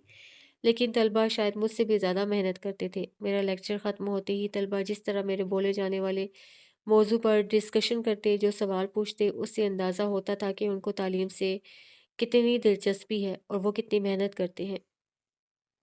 मुझे उनका रवैया बहुत अच्छा लगा, जो कि शायद अपने मुल्क में मैंने अपने आखिरी दौर में कम ही देखा था। 6 हफ्तों के बाद मैं मसरूर और मुतमईन वापस आई तो पाकिस्तान से शादाब का कार्ड और साथ एक ख़त मेरी अदम मौजूदगी में आया हुआ था। मैंने लिफ़ाफ़ा खोला, शादाब ने अपने बेटे की दर्जन भर तस्वीरें भेजी थीं। मैंने एक नज़र उन तस्वीरों को देखा, फिर ख़त निकाल कर एक तरफ रखा और पहले कार्ड देखा। कार्ड के बाहर सिर्फ़ फूलों का गुलदस्ता बना था, लेकिन जब खोलकर देखा तो अंदर एक तवील नज़्म थी। ये नज़्म मैंने सज्जाद की शादी में भी देखा था कि शादाब का शेरी ज़ौक़ कुछ ज़्यादा ही अच्छा हो गया था। मैंने पढ़ना शुरू किया। लिखा था, है मेरी तमन्ना ख़त लिखूँ, तुझे प्यार कहूँ, चाहत लिखूँ, तेरी सुंदरता का ज़िक्र करूँ, पर हर जाई तुझे मत लिखूँ। फिर इस सपने से क्या हासिल, फिर ख़त लिखने से क्या हासिल, करूँ ज़िक्र मैं अपने ज़ख्मों का, करूँ गिनती अपनी आहों की, तेरी चाहत का दम भरता हूँ, ना हो पुरसिश तेरे गुनाहों की। फिर यूँ जलने से क्या हासिल, फिर ख़त लिखने से क्या हासिल, जब तुझको मुझे मिलना ही नहीं, ज़ख्मों को कभी सिलना ही नहीं, जब प्यार के सूने आंगन में फूलों को कभी खिलना ही नहीं। फिर दिन गिनने से क्या हासिल, फिर ख़त लिखने से क्या हासिल, जब चाह नहीं है आँखों में, जब प्यार नहीं है बातों में, जब मेहरो वफ़ा के फूलों की महकार नहीं है रातों में। फिर जहाँ कहने से क्या हासिल, फिर ख़त लिखने से क्या हासिल, जब लफ्ज़ों में तासीर नहीं, जब ख्वाबों में ताबीर नहीं, जब मैं तेरा ईमान नहीं, जब तू मेरी तकदीर नहीं, फिर मर मिटने से क्या हासिल, फिर ख़त लिखने से क्या हासिल। मैं फिर भी तुझे ख़त लिखूँगा, सब दिल की चाहत लिखूँगा, तुझे अपना जाना जानूँगा, तुझे अपनी मोहब्बत लिखूँगा। फिर छल करने से क्या हासिल, फिर खत लिखने से क्या हासिल। नज़्म पढ़ने के बाद मैंने खत रख कर कार्ड रख कर खत उठाया। शादाब ने लिखा था, डियर आयशा जी, मुझे यकीन है कि आप अच्छी होंगी। आपका इरसाल करदा खत मिला बिल्कुल नागहानी तौर पर। कितनी देर खत हाथ में रहा, यही यकीन करता रहा कि क्या वाक़ई आपने मुझे इस काबिल जाना कि चंद हरूफ इस नाचीज़ को अहमियत देने का शुक्रिया। आपने मुबारकबाद लिखी, मेरे ख़्याल में तो सबसे ज़्यादा हकदार आप थीं। अम्मी को भी मैं आपकी मुबारकबाद देने नहीं जा सका कि वो मामी की ख़राब तबीयत की वजह से अभी चारसद्दा में ही हैं। बहरहाल अगर वहाँ जाना हुआ या अम्मी यहाँ आईं तो मैं आपका ये पैगाम उनको ज़रूर दे दूँगा। आपने बेटे का नाम पूछा है, अम्मी ने अपनी पसंद से फ़वाद रखा। वरना मैं आपसे पूछ कर रखना चाहता था, लेकिन इत्तला मिलने पर जब मैं चारसद्दा गया तो नाम रखा जा चुका था। अम्मी को बहुत ख़्वाहिश थी पोते की, अब पोता पाकर बहुत खुश हैं, लेकिन फ़िलहाल मामी की ख़राब तबीयत की वजह से वो उसको खिलाने की ख़्वाहिश पूरी नहीं कर सकीं। पोता उनका यहाँ मेरे पास कोयटा में होता है, जबकि अम्मी वहाँ चारसद्दा में हैं। फवाद की चंद तस्वीरें भेज रहा हूँ, देखिए और बताइए कैसा बच्चा है। घर वालों का ख़्याल है कि सारा मुझ पर गया है और मेरी दुआ है इसका मुकद्दर मुझ पर ना जाए। किसी की दायमी जुदाई खुदा ना करे फवाद का भी मुकद्दर बने। वैसे फवाद एक अच्छा और साबिर बच्चा है, तंग बिल्कुल नहीं करता। मीना से ज़्यादा इसकी देखभाल मैं खुद करता हूँ और आपने अपनी मसरूफियात का नहीं लिखा। कैसे वक्त गुजरता है, क्या मशागिल हैं। ख़त्म करने को जी तो नहीं चाहता कि बातें मेरे पास इतनी हैं कि रोज़ भी ख़त लिखूँ तो पूरी ना होगी। मगर फिर वही आपकी खफकी का डर। अब इजाज़त वस्सलाम, आपका अपना शादाब खान आफरीदी। ख़त पढ़ने के बाद मैंने शादाब की बातों पर गौर किया। उसने हमेशा की तरह आपका अपना शादाब खान आफरीदी लिखा था। फिर उसने लिखा था, खुदा ना करे किसी की दायमी जुदाई फ़वाद का मुकद्दर बने। ये तो खैर की बात ना थी, लेकिन मैंने मीना की खैरियत का पूछा था। जबकि शादाब ने उसकी खैरियत के बारे में भी कुछ ना बताया था, लेकिन मैं मीना के लिए परेशान इसलिए नहीं थी कि शादाब ने लिखा था। मीना से ज़्यादा फ़वाद की देखभाल मैं खुद करता हूँ। ज़ाहिर है उसको मीना का ख़्याल ही था, तो फ़वाद की ज़िम्मेदारियों में उसका हाथ बटाता था। मुझे खुशी हुई कि उसने बीवी और बच्चे पर तवज्जो देनी शुरू कर दी थी। राह रास्त पर आ गया था। खत एक तरफ रखकर मैंने फिर तस्वीरें देखी, छोटा सा रुई जैसा मुन्ना सा वजूद, लेकिन शादाब जैसे तीखे नक्श अभी से नुमाया नजर आ रहे थे। मैं कितनी देर तक तस्वीरें देखती रही और सोचती रही, क्या जाता खुदा का अगर ये मुन्ना सा वजूद मेरा अपना होता। फिर खत का जवाब देने का सोचा, लेकिन ये ख्याल आते ही कि फिर तो खत आने जाने का सिलसिला शुरू हो जाएगा। शादाब को तो बहाना चाहिए खत लिखने का। मैंने खत ना लिखने का फैसला किया। अब वो एक बच्चे का बाप और मीना का शोहर था। फवाद की एक तस्वीर मैंने बड़ी करवा कर अपने कमरे में लगाई थी और चलते-फिरते, उठते-बैठते मुझे यही ख़्याल होता, जैसे फ़वाद हकीकत में मेरे सामने मौजूद मुझे देख रहा है और मैं मुस्कुरा पड़ती। वक़्त यूँ ही मसरूफ़ गुज़रता रहा, लेकिन इसके बावजूद शादाब का ख़्याल मुझे अब अक्सर आता। मेरा जी चाहता वो मेरी लगाई पाबंदी भूल कर मुझे ख़त लिखे, मगर उसने वादा किया था कि वो साल में सिर्फ़ 1 बार लिखेगा। इसलिए नया साल आने से पहले उसका ख़त आना मुमकिन ना था। अक्टूबर का महीना शुरू हुआ तो मैंने सोचा, क्या मुझे फवाद की सालगिरह पर गिफ्ट भेजना चाहिए।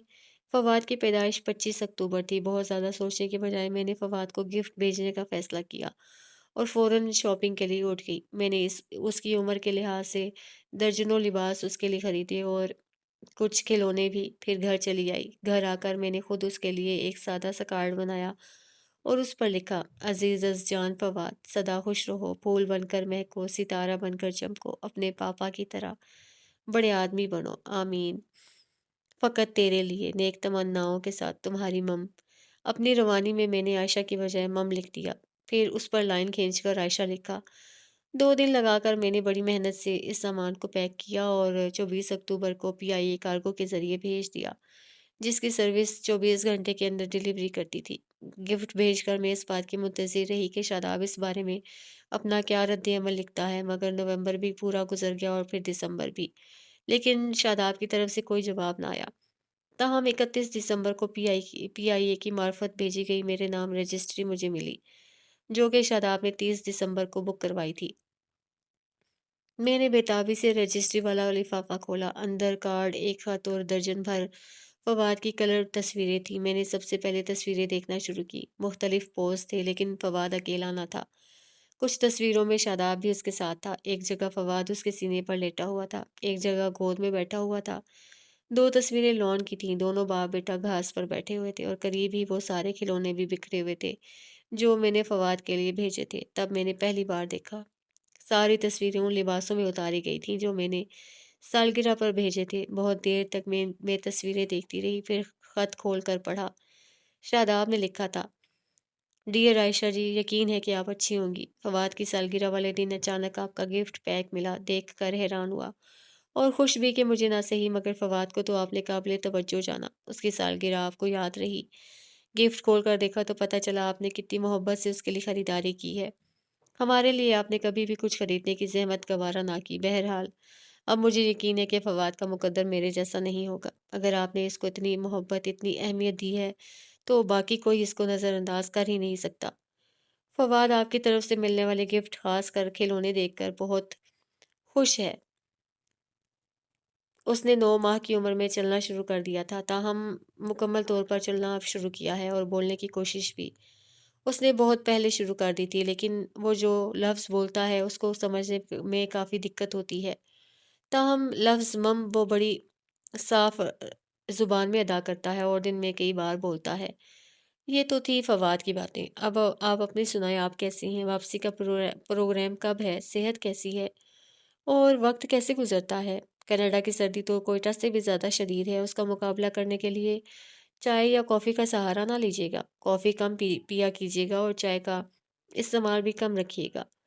خط کے آخر میں اس نے پھر لکھا تھا کہ خط ختم کرنے کو دل تو نہیں چاہتا مگر اب اجازت۔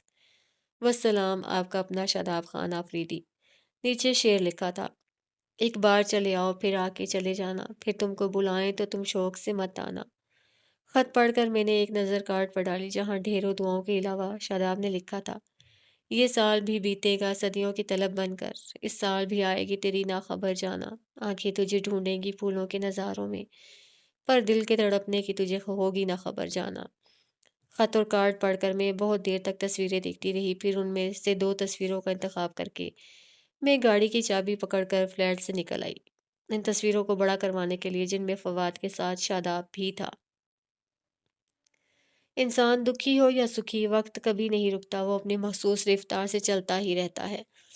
مجھے بھی کینیڈا آئے ہوئے پورے 6 سال ہو چکے تھے۔ 6 سال ایک لمبا عرصہ ہوتا ہے جو میں گزار چکی تھی۔ میری زندگی بس ٹھیک ہی گزر رہی تھی۔ سارا سال میں شاداب کی طرف سے نئے سال پر ملنے والے کارڈ کا انتظار کرتی، جس کے ساتھ خط کے علاوہ فواد کی درجن بھر تصویریں بھی ہوتی تھیں، جن میں 2 4 جگہ شاداب خود بھی موجود ہوتا تھا۔ ہر سال میں ان تصویروں میں سے 2 تصویروں کا انتخاب کر کے ان کو بڑا کروا کر اپنے کمرے کی دیوار پر لگا لیتی۔ میرا فلیٹ تھا تو ایک کمرے کا، لیکن کمرہ خاصا بڑا تھا۔ جب سے میں نے اپنے کمرے میں فواد اور شاداب کی تصویریں لگائی تھیں، تب سے میں نے عازیز سے ملنا کم کر دیا تھا کہ وہ تو شاداب کو جانتا تھا۔ اس لیے میں نہیں چاہتی تھی کہ وہ میرے کمرے میں ان تصویروں کی موجودگی کی وجہ مجھ سے دریافت کرے۔ لیکن 2 سال قبل جب سے عازر واپس پاکستان چلا گیا تھا، تب سے میں ہر طرف سے لاپرواہ تھی۔ اب مجھے کسی کا خوف نہیں تھا۔ کمرے میں لگی یہ تصویریں ہی میری زندگی کی خوشی تھیں۔ ان تصویروں کو دیکھ کر مجھے لگا کرتا تھا جیسے فواد اور شاداب میرے پاس ہی موجود ہیں۔ ان تصویروں کی موجودگی میں اب میں خود کو اکیلی ہرگز تصور نہیں کرتی تھی۔ میں چلتے پھرتے ان تصویروں میں فواد اور شاداب کو مخاطب کرتی رہتی تھی، مسکرا کر ان کو دیکھتی رہتی یا پھر فواد کی سالگرہ کی تیاری کرتی۔ کیک لا کر میں خود کاٹا کرتی تھی اور فواد کو ہر سال ڈھیروں کھلونے اور ڈریس بھیجا کرتی تھی۔ تھوڑی بہت شاپنگ اب میں شاداب کے لیے بھی کیا کرتی تھی، جینز، جیکٹ، شرٹس وغیرہ یہ سب میں ہر سال بھیجا کرتی۔ ساتھ مینا کے لیے بھی 1 2 سوٹ اور 7 خط۔ اس خط کا جواب مجھے نئے سال پر ملنے والے خط میں ملا کرتا تھا۔ فواد کی تصویریں ہمیشہ میرے بھیجے گئے ڈریسز میں ہی آتی تھیں اور اب ہر تصویر میں شاداب فواد کے ساتھ ہوتا تھا۔ کہیں وہ باپ کے ساتھ کیرم کھیل رہا ہوتا، کہیں بیڈمنٹن، کہیں کرکٹ یا پھر لان میں کتاب لے کر بیٹھے ہوئے۔ فواد کی تصویر کا ہر پوز خوبصورت ہوتا تھا۔ میں کینیڈا کی زندگی کی عادی ہو چکی تھی، جبکہ اب ادھر 2 سال سے شاداب کے خطوط میں اس بات کا مطالبہ ہوتا تھا کہ اب واپسی کی تیاری شروع کر دیں۔ بہت رہ لیا آپ نے تنہا، اب فواد آپ کو دیکھنا چاہتا ہے اور میں خود بھی آپ کو دیکھنا چاہتا ہوں۔ جواب میں نے لکھا: शादाब, मैं यहाँ तन्हा नहीं हूँ, अगर तुम यहाँ होते तो देखते। मेरे कमरे की हर दीवार पर तुम्हारी और फवाद की बड़ी-बड़ी तस्वीरें लगी हुई हैं। मैं चलते-फिरते इनसे बातें करती रहती हूँ। मुझे अब कभी तन्हाई का एहसास नहीं होता क्योंकि मुझे लगता है कि तुम दोनों मेरे पास मौजूद हो।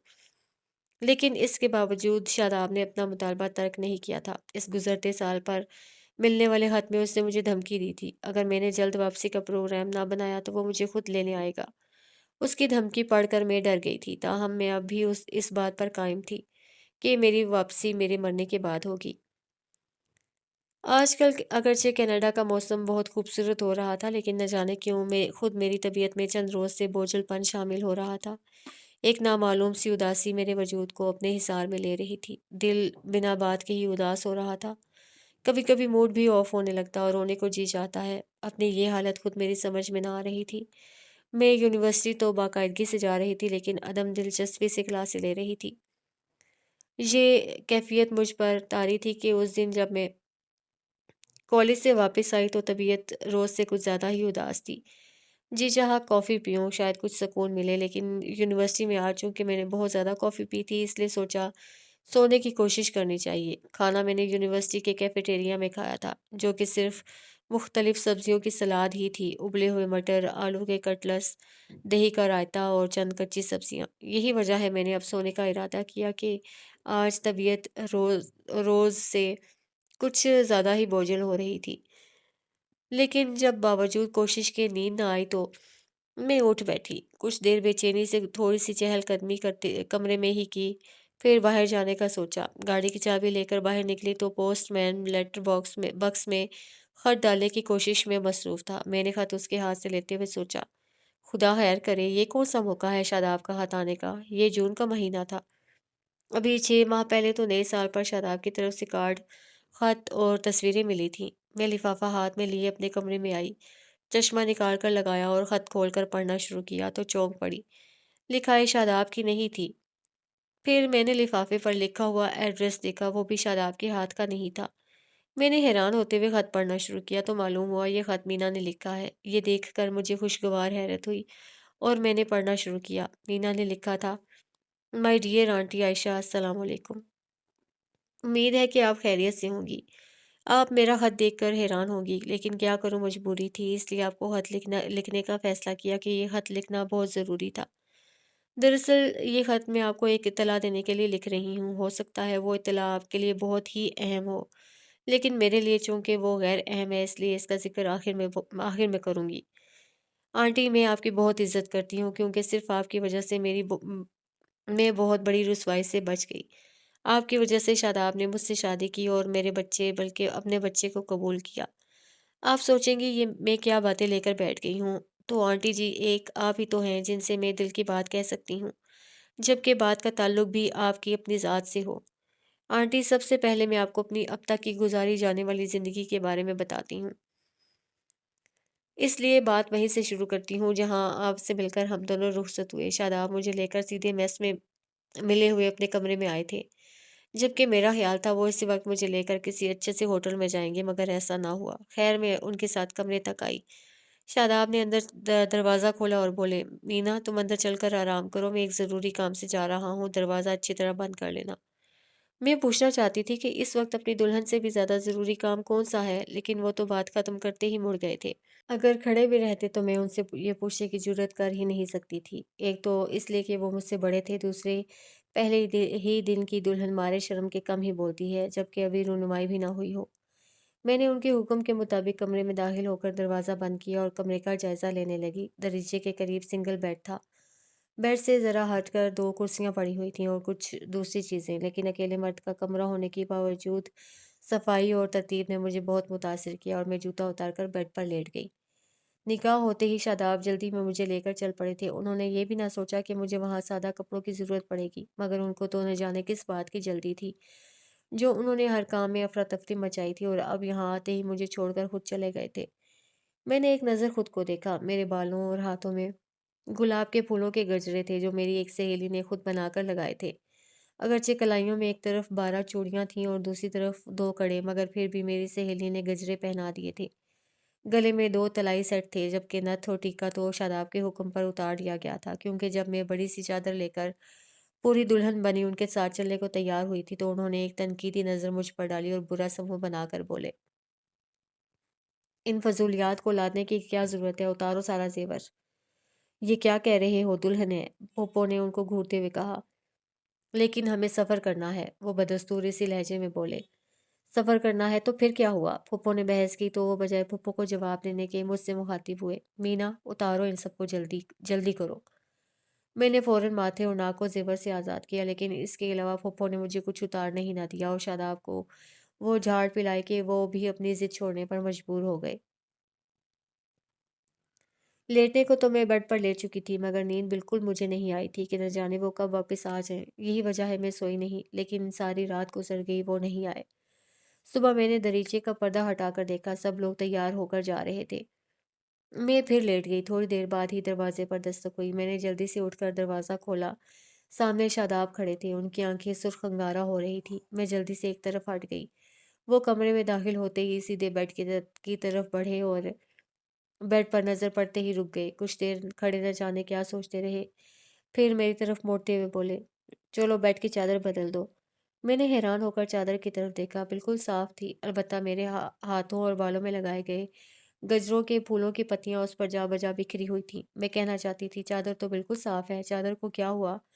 लेकिन इतने में वो खुद ही बोले, "तुमने सुना नहीं मैंने क्या कहा है?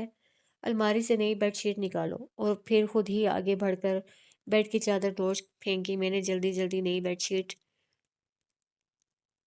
निकाल कर बिछाई, तो वो दोनों बाजू आंखों पर रखते हुए लेट गए, जैसे मेरी सूरत ना देखना चाहती हूँ। मैं कुछ देर खड़ी रही, फिर फर्श पर गिरी बेडशीट उठाकर झाड़ते हुए एक तरफ मेज पर रखी और यूं ही छोटी बड़ी चीजें संभाल कर मेज पर रखते हुए मैं खुद भी कुर्सी पर बैठ गई। वो लेटे रहे और मैं बैठी रही। पता नहीं कितना वक्त गुजरा था और शायद इस हालत में मजीद वक्त गुजर जाता कि अचानक दरवाजे पर दस्तक हुई। मैंने सोचा उनके उठने का इंतजार करूं या, लेकिन अभी मैं ये फैसला नहीं कर पाई थी कि उन्होंने बाजू हटाकर मुझे देखा और खुद उठकर दरवाज़ा खोल दिया। "पीछे हटो यार!" कोई उनसे कहता हुआ खुद ही ज़बरदस्ती कमरे में दाखिल हुआ। "अरे! यानी ये इत्तला सच ही थी जो मुझे मिली कि तुम शादी करके आए हो?" "किसने इत्तला दी?" शादाब ने पूछा। "ज़ाहिर है तुम्हारे पड़ोस में से ही किसी ने दी होगी। ये खबर फैल चुकी है कि कर्नल रात अपनी दुल्हन के।" "बकवास बंद करो," शादाब ने एक तरफ बैठी मीना को देखते हुए कहा। "क्या बात है शादाब, तुम तो परेशान लग रहे हो?" ज़िया ने पहली बार शादाब की कैफ़ियत को महसूस किया, तो वो तवील सांस लेकर बोले, "ऐसी कोई बात नहीं, तुम चलते फिरते नजर आओ।" "यूं निकाल रहे हो?" ज़िया ने आंखें दिखाई। "हाँ, क्योंकि इस वक्त तुम्हारी ज़रूरत नहीं," शादाब ने खुश्क लहजे में कहा। "अरे अच्छा अच्छा," उसने शरारती लहजे में कहा और मुझे आदाब कहकर निकलने से पहले बोला, "वलीमे की दावत कब दे रहे हो?" मगर शादाब ने जवाब देने के बजाय दरवाज़ा बंद किया। चंद लम्हे वहीं खड़े न जाने क्या सोचते रहे। अलमारी की तरफ मुड़े और सूट लेकर बाथरूम में चले गए। मेरी तबीयत खराब हो रही थी। कल दोपहर से मैंने कुछ नहीं खाया था। सिर्फ रात आपके घर में एक कप चाय पी थी, जबकि इस हालत में मुझे ज़्यादा खुराक की ज़रूरत थी। इस वक्त 3 बज रहे थे, यानी 24 घंटे से मैंने कुछ खाया नहीं था। वो नहाकर लिबास पहनकर बाहर आए तो मैं बेचैनी से कमरे में टहल रही थी। उन्होंने कुछ नोटिस न लिया। तौलिए से बाल खुश्क करके दीवार गिर आईने के सामने खड़े होकर ब्रश करने लगे, जबकि मुझे मतली सी हो रही थी। मैं खुद को संभालती गुसलखाने में गई, मगर कुछ खाया होता तो निकलता भी। ये सूरत-ए-हाल मेरे लिए और भी तकलीफ दे थी। अब तुम्हारे तकलीफ और भूख के अलावा उनकी बेरुखी देखते हुए मेरा दिल रोने को चाह रहा था। मुझसे 2 कदम भी चला नहीं जा रहा था। बमुश्किल छोटे-छोटे कदम उठाती बाहर आई। वो अब भी आईने के सामने खड़े थे। मैंने साफ सुना वो आईने में खुद को देखते हुए कह रहे थे, "वो सुबह ख्वाब हुआ शब को पास कितना था। बिछड़ के उससे मेरा दिल उदास कितना था, बल्कि है।" मैंने हैरान होकर सोचा, कौन बिछड़ गया है इनसे, और दीवार का सहारा लेती हुई बेड की तरफ बढ़ी और लड़खड़ाती हुई बमुश्किल बेड के करीब पहुंच पाई, फिर सीधी लेट गई। उन्होंने शायद आईने में ये हालत देख ली थी। एकदम मेरी तरफ मुड़ते हुए बोले, "क्या बात है मीना?" मैंने नज़र उठाकर उनको देखा और आंसू मेरी आंखों से बह निकले, मगर मुंह से एक लफ्ज़ भी ना निकल सका। "क्या हुआ मीना?" वो मेरे करीब चले आए तो मैंने और भी शिद्दत से रोना शुरू कर दिया। मैं समझ गई थी कि वो मुझसे सख्त खफा हैं कि मैंने आपसे कहकर उनको शादी के लिए मजबूर किया और अब मैं उनको मनाना चाहती थी, मगर वो शायद ज़्यादा ही खफा थे। رونے के बजाय मुझे अपनी तकलीफ़ बता दो। वो मेरे रोने का असर लिए बगैर बोले, मेरी तबीयत ठीक नहीं है, भूख लगी है, प्लीज़ खाने को नहीं तो पीने को दे दीजिए। मैं रोते हुए बमुश्किल कह पाई। अरे! उन्होंने चौंकते हुए पहली बार मेरी हालत का जायज़ा लिया, फिर दरवाज़े की तरफ बढ़ते हुए बोले, सॉरी मीना, तुम्हें मेरी वजह से तकलीफ़ हुई। सुबह जब मैं आया था तो तभी तुम्हें मुझे बता देना चाहिए था। फिर वो जल्दी से बाहर निकल गए। 10 मिनट बाद ही वो एक लड़के के साथ कमरे में दाखिल हुए। लड़के ने ट्रे उठा रखा था। शादाब ने उसको ट्रे मेरे सामने रखने का कहकर जाने का इशारा किया और लड़के के बाहर जाते ही बोले, चलो भई अब जल्दी से नाश्ता कर लो। मैंने ट्रे को हटाकर देखा, सेब का जूस था, स्लाइस, मक्खन, जैम, हाफ बॉयल एग और न जाने क्या कुछ था। मैंने सबसे पहले एक गिलास जूस पिया, फिर स्लाइस चाय में डुबोकर खाने लगी कि अंडे से न जाने क्यों इन दिनों मुझे नफ़रत हो गई थी। अब मेरे सामने कुर्सी पर बैठे थे। अचानक उनकी नज़र मुझ पर पड़ी और मुझे में भिगोकर स्लाइस खाते देखकर उन्होंने कहा, ऑमलेट नहीं है क्या? आजकल मुझे अंडा अच्छा नहीं लगता। मैंने आहिस्ता से कहा, क्यों? आजकल अंडे को क्या हुआ? वो पूछ रहे थे। वो मेरी तबीयत अंडा खाकर ज़्यादा ख़राब होती है। मैं मारे शर्म के वज़ाहत ना कर सकी। उन्होंने चौंक कर मुझे देखा, फिर मेज़ पर पड़ा मैगज़ीन उठाकर चेहरे के सामने कर लिया। मेरे नाश्ते से फ़ारिग होते ही बोले, अब जल्दी से तैयार हो जाओ। मेरे पास तो कोई दूसरा सूट नहीं है। इसका मतलब है अब फिर तुम्हें इसी लिबास में लेकर जाना होगा। घर से आते हुए अपने कपड़े साथ क्यों नहीं लाईं? वो कुछ-कुछ ख़फ़ा लहजे में कह रहे थे। आपने जल्दी तो मचा रखी थी, मैंने आहिस्तगी से कहा। अच्छा, अच्छा ठीक है, उन्होंने तेज़ी से कहा और मुझे उठने का इशारा किया। मैं उठी और झुककर जूता पहनने लगी तो सब खाया-पिया बाहर आने लगा तो जल्दी से भागकर गुसलखाने में चली गई। शादाब ने मुझे हैरान होकर देखा, फिर दरीचे से बाहर देखते हुए न जाने क्या सोचने लगे। बहुत देर बाद मैं बाथरूम से बाहर आई और बेड पर लेट गई कि अब मज़ीद खड़ा रहने की मुझ में सकत नहीं थी। तबीयत ज़्यादा ख़राब है तो डॉक्टर को बुलाऊँ? वो पूछ रहे थे। इसकी ज़रूरत नहीं है, ऐसी हालत तो मेरी अक्सर रहती है।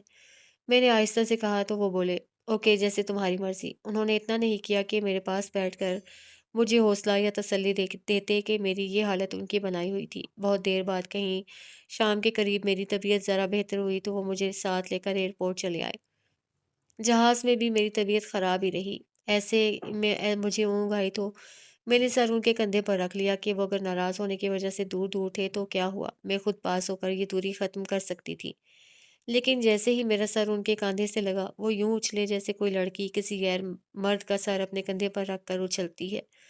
मैं हैरानी से उनको देखने लगी तो वो हल्की-सी नागवारी से बोले, "पीछे हटकर बैठो, जहाज़ में और लोग भी हैं, ये बेडरूम नहीं है।" उनके मुँह से ये बात सुनकर मेरा जी चाहा कह दूँ, बेडरूम में कौन-सा आपने मुझे अपनी गुर्बत या रफ़ाकत बख्शी थी।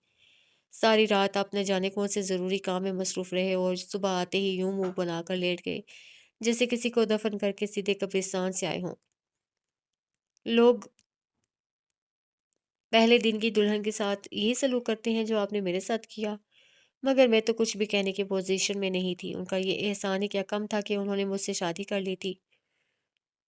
इस्लामाबाद एयरपोर्ट पर वो एक दूसरे जहाज़ के टिकट लाए जो पेशावर जा रहा था और पेशावर से उन्होंने एक प्राइवेट कार किराए पर ली और हम 4 साथ रवाना हो गए। घर वाले इतनी जल्दी वापसी पर बहुत हैरान हुए। फिर फूफो शादाब को लेकर साथ लेकर अपने कमरे में चली गईं। बहुत देर वो फूफो के कमरे में भी ना रहा, जल्द ही बाहर आए और सबको सलाम करते हुए रुखसत हो गए।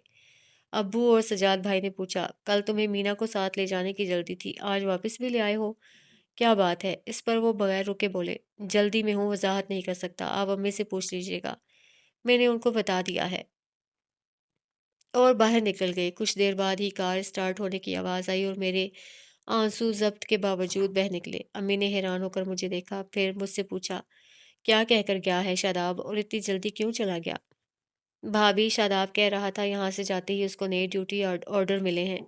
शादाब की ड्यूटी अचानक कोयटा से बाहर लगाई गई है, जहाँ चंद बागी कबाइल बगावत के खिलाफ बरसरे पेकार है। शादाब कहता था वहाँ संगलाख, चट्टानों और वीरानों के अलावा कुछ भी नहीं। वैसे भी वहाँ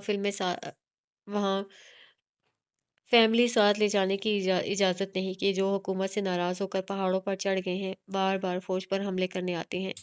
ताहम वो कहता है जैसे ही उसकी ड्यूटी फिर से छावनी के इलाके में लगी, वो फ़ौरन आकर मीना को ले जाएगा। फूफो की वज़ाहत के बाद कोई कुछ ना बोला और मैं अपने कमरे में आ गई। तब फूफो मेरे पास आईं और शादाब के रवैये का पूछा। मैंने उनको दुखी करना मुनासिब ना समझा और कहा, उनका रवैया बहुत अच्छा था, मगर फूफो मुतमईन न हुईं, ताहम उन्होंने मज़ीद कुछ न पूछा। शादाब ऐसे गए थे जैसे कभी ना लौट कर आने के लिए गए हों। ना उनका फ़ोन आता था और ना ख़त, जबकि मैं उनको बाकायदगी से शुरू के 2-3 महीने ख़त लिखती रही थी। लेकिन जब उनकी तरफ से कोई जवाब ना आया तो खुद भी ख़त लिखना छोड़ दिया।